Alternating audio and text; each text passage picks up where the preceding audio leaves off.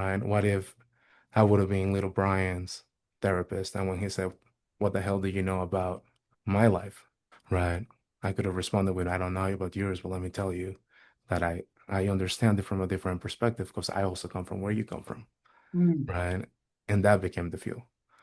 And it's still a fuel. And that's still the fuel. Yeah. Hi, I'm Debra, an executive coach, consultant, and the founder of Do Better.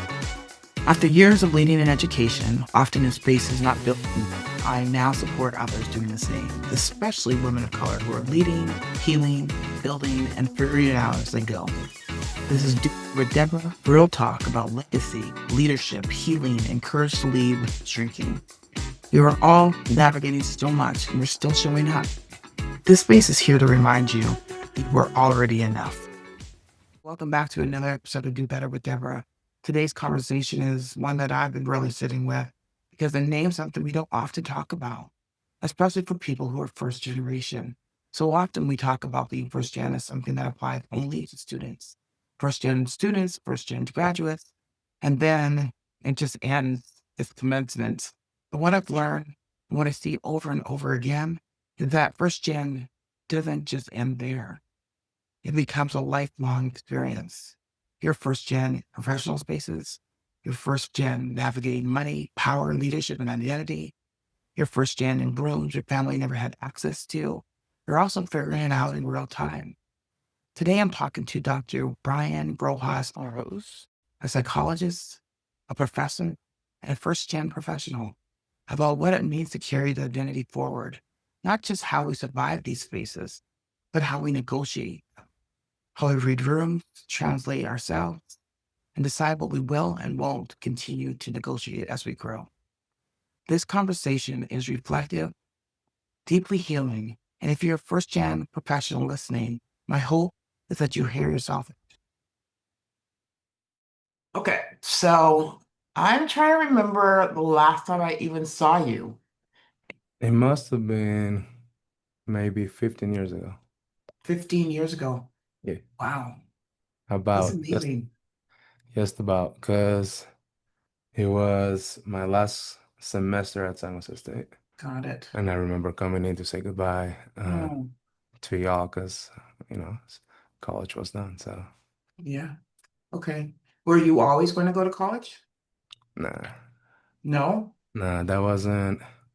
I mean, at the time when I started college, I was undocumented.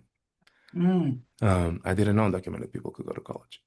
So the way I actually ended up going to college is having a conversation with the most unlikely human that was going to college, and all of a sudden was almost like, oh, maybe I can also do this thing. Mm. Um, so I ended up going to junior college to be a firefighter. And at the time, you needed to be a citizen to be a firefighter.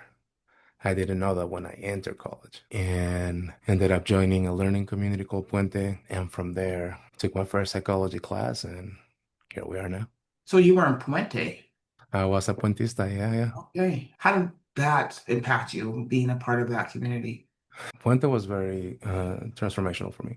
It was the first place where I actually embraced my Latino-ness. So, I migrated to the United States at 13 years old as an unaccompanied minor. And I came to live with family that I hadn't met before that point. I had grown up in Costa Rica, so at the point, like being Latino to me meant absolutely nothing. I had always kind of worked from this space of being othered. So in Costa Rica, I was the Panamanian cousin because I was a little bit darker, and in Panama, I was a Costa Rican cousin because I was a little bit lighter, right? And we're talking about how colorism shows up in different families and how that becomes Hmm. part of it. And I was actually defined out of the Latino community because I wasn't Mexican. So there was some of that inner group differentiation. So I really didn't know where my place was. Mm. So I get to Puente, and it's the first time that I'm being embraced by the community in a certain type of way. And it was in that space that I kind of learned to be a student, right? Like learn how to write, got counseling, academic counseling for the first time in my life. And they taught me how to transfer to a four-year institution. Hmm. But originally, the plan was become a firefighter and see what happens then. Hmm. And mostly was because the person that I knew that was the most successful that looked like me was a firefighter that lived down the street. Oh, so that's how the seed was planted. Yeah, I mean, to be honest, I'll give a shout out to Memo. He planted the seed. Mm, So my senior year, I'm cutting class, not being the best student I can be, and I run into Memo, and Memo asked me, "What are you doing after high school?" And I was like, "I don't know, man, work, right?" And he's like, "Well, if you weren't working, what would you be doing?" I was like, "I don't know, become a firefighter." And he goes, "Well, do you know that if you go to junior college, you could make an extra 25,000 a year or something?" And I mhm, was like, "An extra 25,000 a year? How much does a firefighter make?" And he's like, "I don't know, like 80,000." Like I'm coming from a household where people were making $25,000 a year. So I was like, 80,000 sounds amazing. Like sign mhm, me up. Like that's good enough for me. Um, he was also picking up his transcripts from my high school. And when I asked him, like, "You're picking up your who's?" Right? He says, "I'm picking up my transcripts." I'm like, "What's that?" He's like, "Well, that's my academic record. It tells the university how I've done in high school."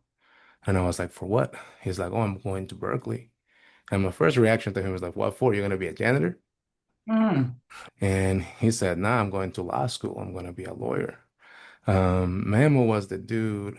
He was a football player, but his parole officer would bring him to games. Take off mm. his anklet at the beginning of the game, put his anklet back on as soon as coach was done talking, and would tell him, "You got 30 minutes to get home. Otherwise, you're going back to juvie." Oh, wow. So this is who Memo was to me in relation to this moment. I was like, hold up, you going to college? And he kind of made it real, like, okay, maybe I can go to college. So he planted the seed that, black and brown men get to go to college. That's amazing. You are listening to the Do Better with Debra podcast with scholar, activist, and mental health provider, Dr. Bryan Rojas-Araúz. Make sure to visit dobetterexecutivecoaching.com and learn how you can lean into your power and lead with confidence, purpose, and joy. And now back to the podcast. Okay, so we went from being a firefighter to a psychology major, and now I see doctor in the front of your name. Hmm. That's So right. how does it sound to you to say Dr. Bryan? It's still surreal, right? Yeah. Like, graduating high school was already a big accomplishment for me and my Hmm. family. So when I go to junior college and transfer to a four-year institution, that became a huge accomplishment. First one in my Mm, family to graduate college. And I remember always saying like, oh, my bachelor's degree, that was for my family. hmm After hmm that, it was up to me to continue, right? The question was, what does it feel like to say doctor? Sometimes it's unreal. I'm the kind of doctor that will tell you like, you don't have to call me doctor, right? Yeah, yeah, I Uh, get that. and I think like there's something about it where the importance of seeing yourself in others, right? So I went Hmm. through many years of having, I can think of the top of my head, maybe two professors that were men of color. So also constantly being defined out in that way. Well, you don't look like everybody else. Hmm. I go into psychology. Psychology is mostly something like 75% woman. Yep. So I was sitting in classes where like I was one of one, right? But I understand the value of that. I understood the value of what it meant to have a Dr. Alvarez. He's a Filipino immigrant man. He is past president of the Asian American Psychological Association, past president of Division 45, and he opened up his class by saying the only difference between me and you is time. Mm, I've been here a little bit longer, that's it. hmm hmm But that was in my master's program, and after that, I was like, okay, well, maybe we go a little bit farther. But I entered a master's program with all the intentions of never going back to school. Me too. I mean, honestly, when I finished my bachelor's, I thought I had won the lotto. Like it was like I was like, oh my God, I did it. I Hmm. never thought that I would go back twice. Like sucker for pain. And like ultimately, that's kind of I had really good mentors. Yeah. Shout out to all my mentors. They pushed me to a bachelor's degree. Mm, They were like, "Ryan, you're a good student. Like, let's have you move forward." I also say this, the first quarter at DVC, I had like a 1.2 GPA. I ended up graduating with like a 3.5, 3.6 GPA. hmm From there on forward, I didn't stop. going to class, and we put the foot to the metal, right? Like really trying to be a good student and something that I had never been taught how to be. I love that. And I think people need to hear that piece again. So you're a 1.2 and you decided I need to switch this and really put my pedal to the metal and stop giving money away, right? Because we're Hmm. paying for it. So what happened to make you do that switch? I think getting the low GPA was part of it. I had been a pretty like I wouldn't say I was a good student in high school, but I was an okay student in the sense that I would get good grades without doing a lot, Mm, right? mhm, So like I would come take a test, like set the bar, and then not do homework for about half a quarter, and my grade would slowly go down, and right. So like I think I was a good kid, maybe making not the best decisions, not knowing how to be a student, right? Out of the home like at 16 years old. So I was kind of on my own, raising myself. I didn't have yeah. good study habits. I didn't have a place where I could like focus in and concentrate. So I get to DVC and I feel like I can probably do the same thing. Like Mm, just press by, I couldn't, right? Classes got harder. I took a psychology of Latinos from Lupe Daniels. And that was one of my first psychology classes. I was learning a lot about myself. I took a developmental psychology class. So I was like learning like, oh, so like my childhood, my experience has been atypical. This is not what everybody goes through. In my mind, it was just, this is just what you have to do. mhm, So sitting there, I remember the first time that I interacted with a therapist. We had lost a classmate to gun violence. And I remember coming in, sitting down, probably very raw. And as soon as I sit in, she said something along the lines like, I know that it must be really hard to lose a friend mm, in this moment. And I was probably 16 or 17. She has a set of keys on the table, and I can see the BMW logo on them. And I said, what do you know about losing a friend to like gun violence? Like, I'm sure your life is real nice. You turned 16, you got a Beamer. I turned 16, I got kicked out the house. So mm, don't you effing tell me that you know what I'm going through. And I got up mhm, and I left. And that mm, was my introduction to psychology. And I remember that moment a lot.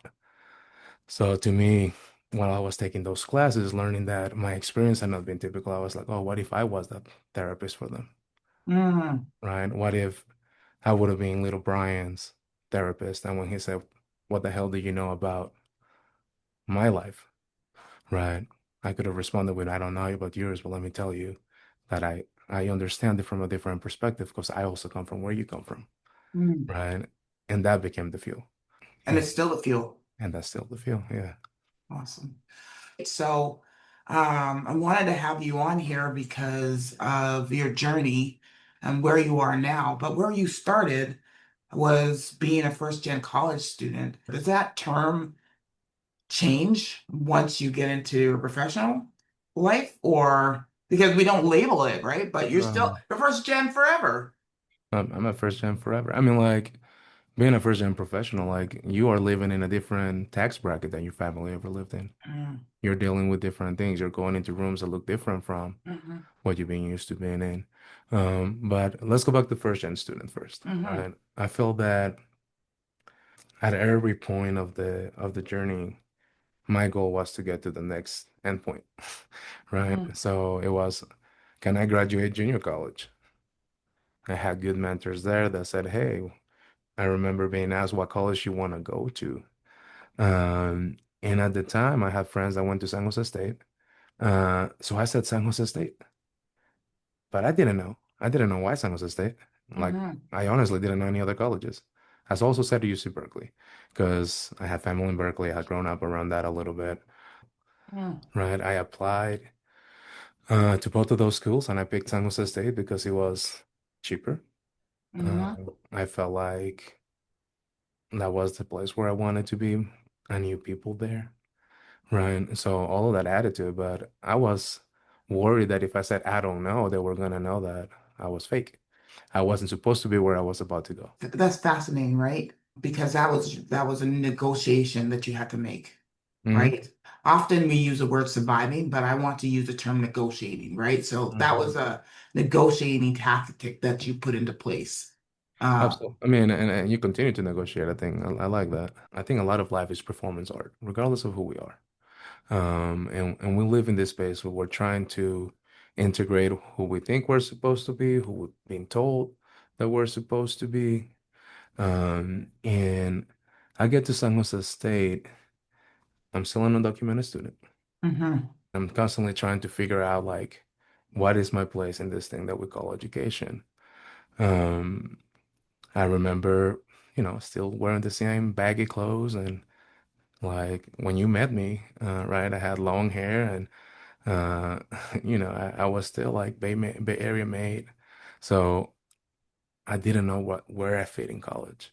mhm, Um, Looking for belonging, two things happened. One, I become super student. So I was involved with Greek life. I was involved in volunteering. We were running an after school program. So in some ways, I felt like in order for me to even sit in the same room where other students are at, I gotta prove that I deserve to be here. And the way I'm gonna do that is I'm gonna do everything. You actually are giving me chills, Brian, because when I was in college, I was heavily involved, Hmm. but I never thought about it that way. I never thought that's why I was trying to fit in. I think what I thought was this is the first time that anybody has seen me and given me praise Hmm. and it fed me. But I never knew that I never looked at it from the lens that you are naming. That is And when I was there, I just thought that's what I needed to do, mm, right? But the reality is that that didn't stop at my master's level. mm-hmm, That didn't stop at my doctoral level. And in some mm-hmm, ways that continues right now, right? mm-hmm, But mm-hmm. this constantly like I have to do all of this just so I can sit with y'all. Yeah. Just so I Wow. can have a seat at the table. I have to prove that I'm like superhuman. Otherwise, y'all gonna know, right? Not having anyone at home to be like, hey, what is college supposed to be like? Yeah. Right? Like I'm kind of making it up as we go. How has that translated into your professional life? I still do a lot, right? Hmm. And Is it I'm the trying. same? No, it's not the same because now I'm more aware, Okay. right? I think that there was a shift that happened in my master's program. So as I'm getting ready to go to my master's program, I had been out of school for about a year. I had been told if you're a good citizen, things will come together, right? At this point, I have a college degree I can do nothing with. I have no documents still, no papers. There is no DACA. There is nothing like that at that point. You were either documented or undocumented. Hmm. Um, and I felt pretty beat up. I was like, yo, like I did all the things. I was like, I did everything you asked me to do. And I felt lied to. I was like, here I have a college degree and what do I do with it? Um, and I remember I applied to one program. And that program was San Francisco State University. I told myself, if you get in, we're gonna give the United States another 3 years to figure out life. And maybe something will change and you'll be able to be documented. If I don't get in, I'm going back to Costa Rica. Like those were my two options. I applied to one program. Now I tell my students, like, do not do what I did. Give yourself options. Like Hmm. there was no guarantee that I was gonna get a yes at San Francisco State. But that's what I did. And as I'm getting ready to go to my master's program, I remember having a older professional tell me, like, well, now you're gonna be a graduate student. So make sure you look like one. I was like, what does that mean? Like, how do I look like a graduate student? So I went and cut my hair off. So Did you? I did. I was trying to look like a graduate student when I didn't even know what a college student looked like. Uh, so I'm trying to create this imaginary person. I started wearing button-ups and ties and vests. I was, Dressing the part. Dressing the I, part. I was Yeah. playing the part. Like again, trying to earn my space, pretending that I deserve to be there just as much as anyone else. And I did, right? Like, but in my mind, I was like, well, I have to play a specific role to do this thing. I remember my first placement as an intern. I was working with juvenile kids that were in juvenile hall, and I was the only man of color in a space where 90% of the kids were black and brown boys. Um, and kids that I didn't work with that were not my clients would come up to me and be like, yo, I heard you the cool therapist. And I'm all tatted up. And all of a sudden I'm like, oh, like, remember that kid that needed somebody to look like them way back when I was a student. And all Mm, of a sudden I decided like I'm gonna grow my hair out again. mm, I started dressing like I want to. All of a sudden, maybe I was still wearing button-ups and ties, but I was putting on jeans and Converse and like kind of mixing this, creating my own flavor of what that looked like. And ever since I started my doctoral program, I cut my tips, make sure that we don't have too many split ends, but ultimately, mm. I don't cut my hair no more, right? Okay. Um, what I wear, this is what I'm wearing to work today. I'm wearing a guayabera. Mm-hmm. Uh, that is what my grandpa used to wear as a professional bus driver. Uh, Mm, but like it's cultural.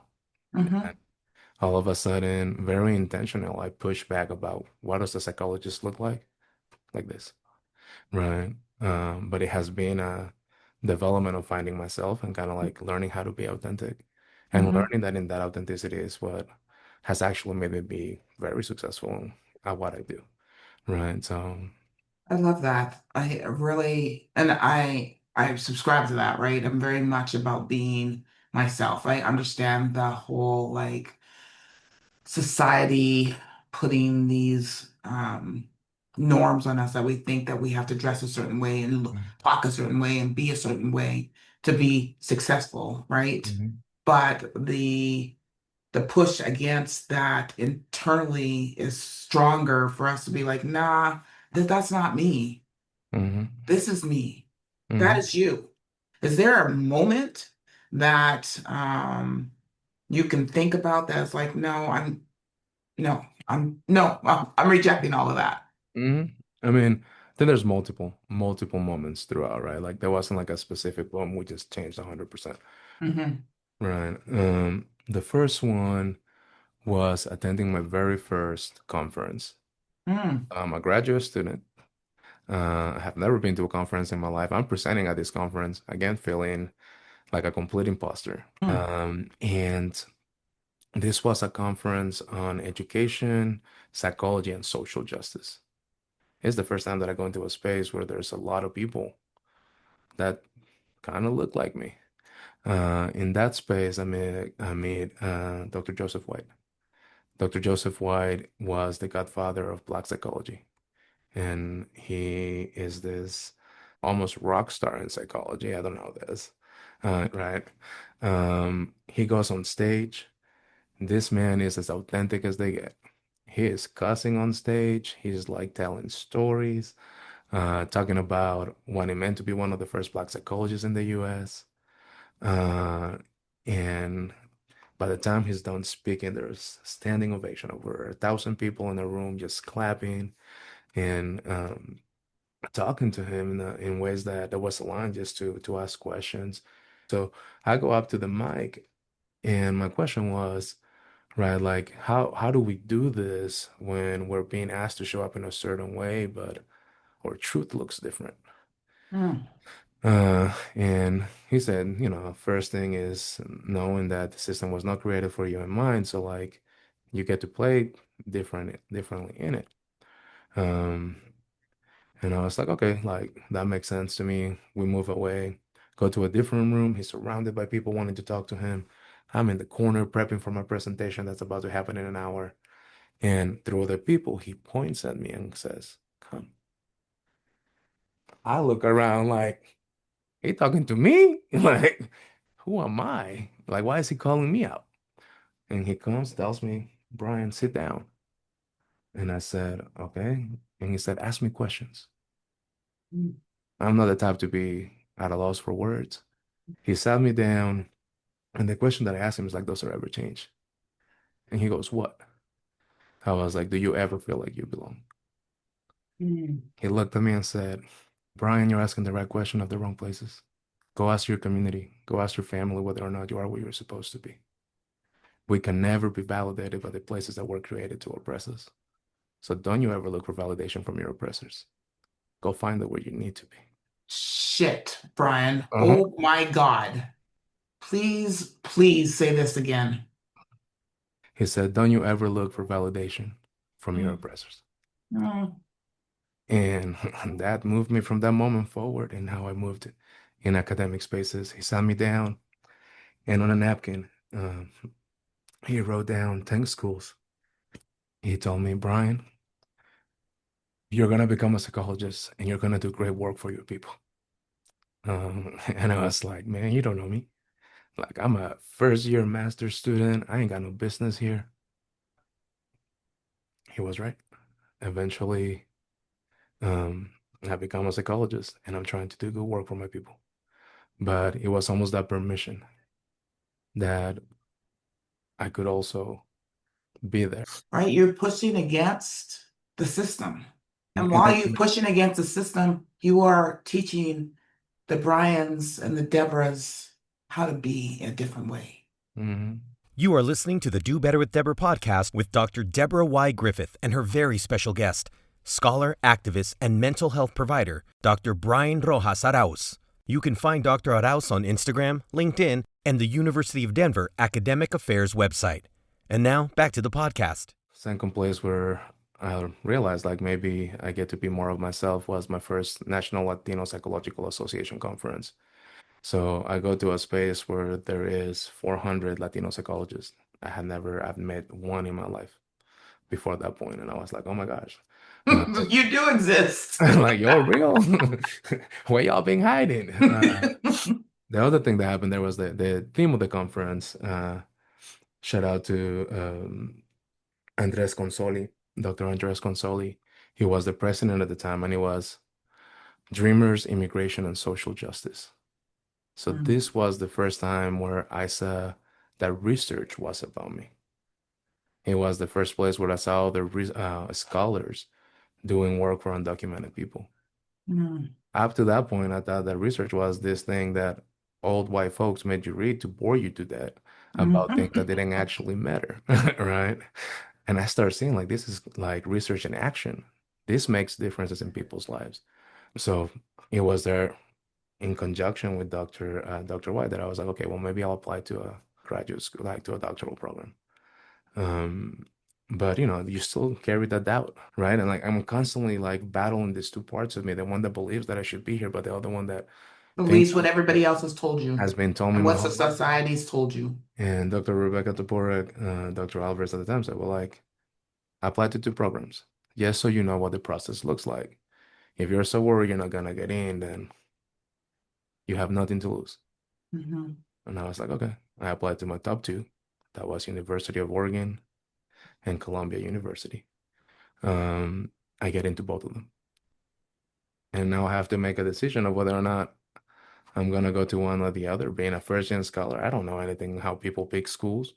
Someone, an older fraternity brother told me, hey, Bryan, as an Afro-Latino man, you don't get to say no to Columbia.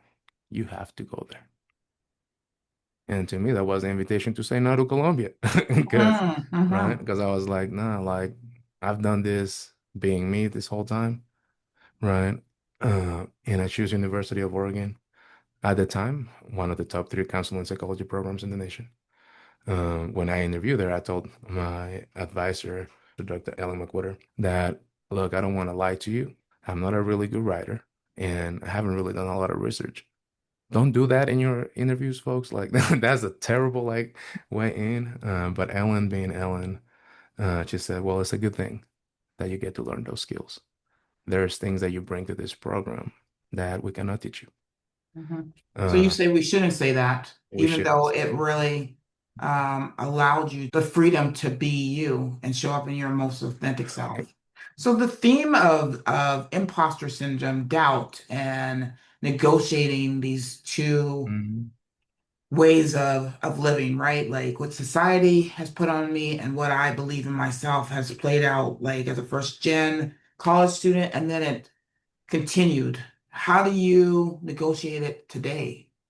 Yeah. So I think at the end of it, right, like I'm doing my dissertation. I wanted to bring slam poetry into it. I was told don't do that. It's Mm, like that's not academic enough. And I was like, I bet. And I did it mm, anyways. mhm, Right. And that was the thing they loved the most.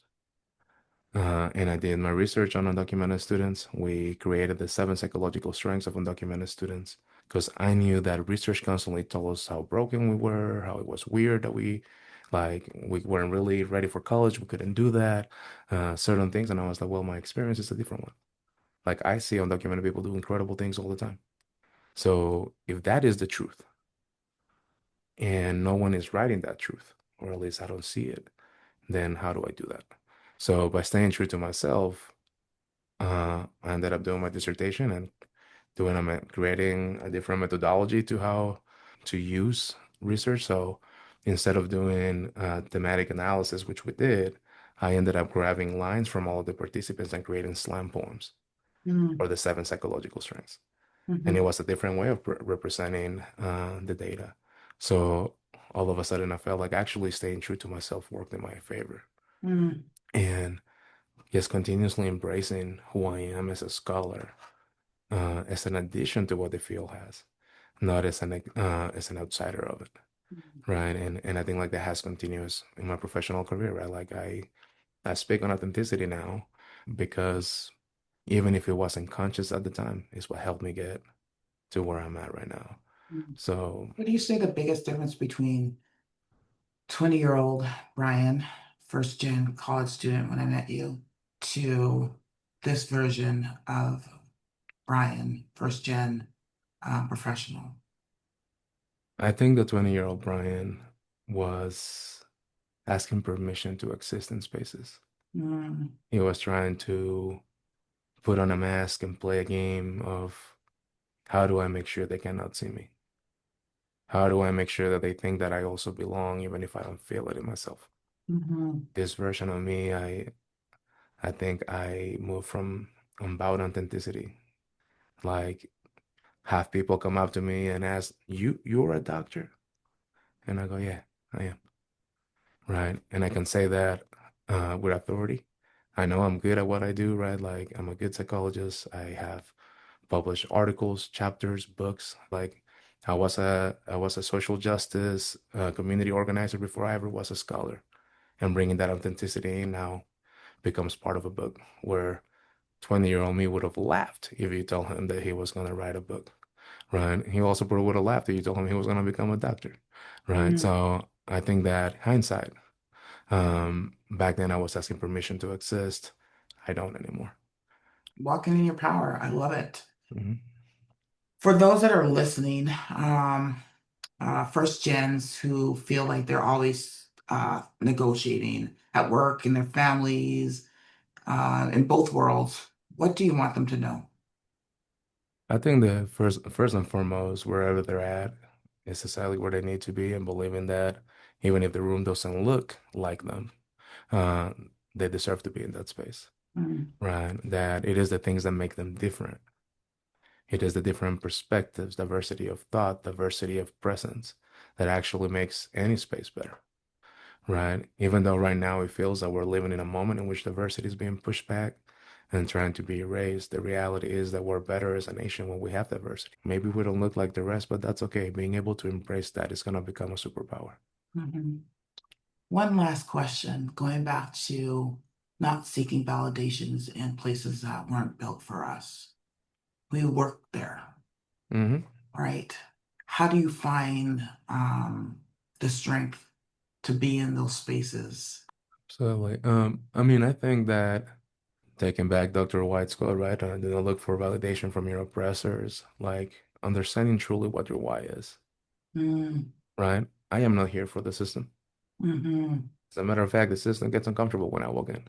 mm-hmm, We like it that way, right? mm-hmm, I'm here for the students, for the younger Bryans and Debras that didn't have a professor that looked like them, for the younger therapists that are trying to figure out how their community's healing practices have always been valid. It is about reclaiming that knowledge has always been ours. It has been repackaged into academic spaces that make us feel like we don't belong. But there's very few things in psychology that I'll tell you didn't come from Black and brown communities first. And maybe that's a longer conversation for a different day. But ultimately, once we recognize that, right, we talk about it has been 500 years of colonization for many of us. but we have thousands and thousands and thousands of years of knowledge, wisdom, and healing that is also a part of us, right? And once we're able to see that, we belong everywhere, right? Students, scholars, professionals, first gen or otherwise, that usually don't see themselves reflected, you belong in those rooms because they shouldn't be making decisions without you. And also asking, like, who is not at the table today? And how do we expand the table or just move it all together? Because sometimes that's what's needed. I I didn't know where this was going to go today, but you are a beautiful human being, and it is so great to see you after all these years. I'm so excited for you. I'm so happy that you're doing what you're doing. Keep doing what you're doing. Thank you. You're powerful. You're very, very powerful. Thank you for being my guest and sharing your wisdom with all of us today. No, thank you. Thank you for allowing me to be here, Debra. And I think that, as we think back on time from where we met to where we're at, Hmm. Hmm. unlikely conditions, but it has been also a lot of people and a lot of community that pour into me. So cannot say that I made this happen, right? Like from you, people at San Jose State like yourself, like Stacy, right? That were willing to give maybe a troublemaker a little bit of a chance to like stop being one. Uh, It's so funny about the troublemakers. I I changed the office name from student conduct to ethical development because I mm, just wanted to have conversations. mm, What brought students to the office was only a symptom of something deeper. mhm, So I never like ever thought of the students coming through our doors as troublemakers. I thought it was an opportunity for deeper conversations to mhm, help them figure out what was at the root of whatever it is, right? So mm, that's that. I mean, having conversation with all the students that I had, it was always something deeper than them getting in trouble. It was my opportunity to have deeper mhm. conversations for them to see themselves. Thank God you were there. How would that look different if there wasn't this love and understanding of like there's a function for what's happening right now. Hmm. And I ain't gonna lie, like I remember being like, oh my gosh, like Deborah's scary. She like super serious and like she gonna get me in trouble now, right? Hmm. But like it was both. It was compassion and accountability, Hmm. and both have to coexist. Yep. And here's the thing, like I went the first time I went was I got in trouble. Yep. Every time thereafter, okay, I was coming just to like get a little bit of love to like get through the week, to be trusted, to like show you that I wasn't that one moment in time. Absolutely. No, thank you, Debra, for real. I appreciate you and keep doing what you're doing. Like, Okay. I'll all see you right, later. blessings. Thank you. Bye. My goodness. Brian, thank you so much for your honesty, your clarity, your willingness to name what so many people feel, but we don't always have the language for. My biggest takeaway, honestly, was stop trying to get validation in spaces that weren't built for you. If you need validation, get it from your friends, your families, your loved ones. Thank you for that, Brian. That was such a gem. That is something I'm going to sit with for a long, long time. Just thinking about it and thinking about how I have sought validation from spaces. But I will stop today. So, to everyone listening, if this conversation resonated, I hope it reminded you that you're not behind. You're not broken. You're not imagining it. You've been navigating systems without a map. And that takes time to develop. So keep striving, keep doing, keep being you. You are enough. And as always, thank you for being here, for listening, and for doing better for you and for others in a way that honors just who you are. You've been listening to scholar, activist, and mental health provider, Dr. Bryan Rojas-Araúz. If you enjoyed this episode, follow the show, leave a rating or review, and share with a friend or colleague. You can always find Do Better with Debra on Spotify, Apple Podcasts, and now on YouTube. Thanks for listening.